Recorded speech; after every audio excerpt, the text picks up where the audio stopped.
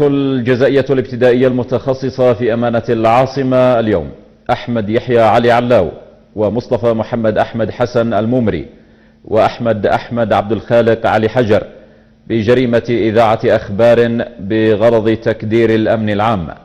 وقضى الحكم في الجلسة التي عقدت برئاسة رئيس المحكمة القاضي يحيى عبد الكريم المنصور، وبحضور وكيل النيابة القاضي صارم الدين مفضل، وعضو النيابة القاضي خالد عمر، قضت بإدانة حمود محمد أحمد المصباحي بجريمة تقديم المساعدة للمدان الثاني على ارتكاب الجريمة والمسند إليهم في قرار الاتهام وعلى النحو المبين في الحيثيات.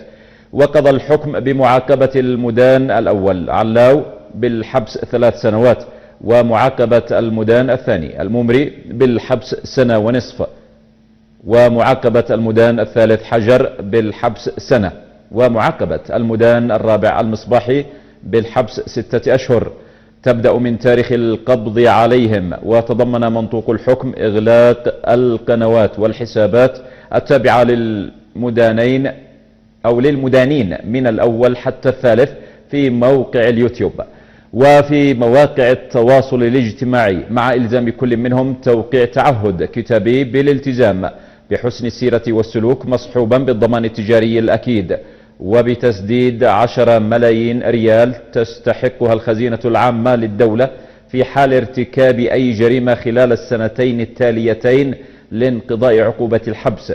كما تضمن الحكم مصادرة هواتف وكاميرات المدانين من الأول حتى الثالث، وكذا الكمبيوتر الخاص بالمدان الأول، والمبالغ المالية المودعة في حساباته لصالح الخزينة العامة للدولة، على أن تسلم المبالغ المالية للهيئة العامة للزكاة لتتولى صرفها لمستحقيها وإعادة بقية المضبوطات. وأقرت المحكمة فيما يخص المدعي عبد الله أحمد جحاف التقدم بدعواه بالحق المدني والشخصي أمام المحكمة المختصة إن أراد ذلك. وقد قيدت هيئة الدفاع عن المتهمين برئاسة المحامي وجيه الوجيه استئنافها الحكم عقب النطق به في الجلسة.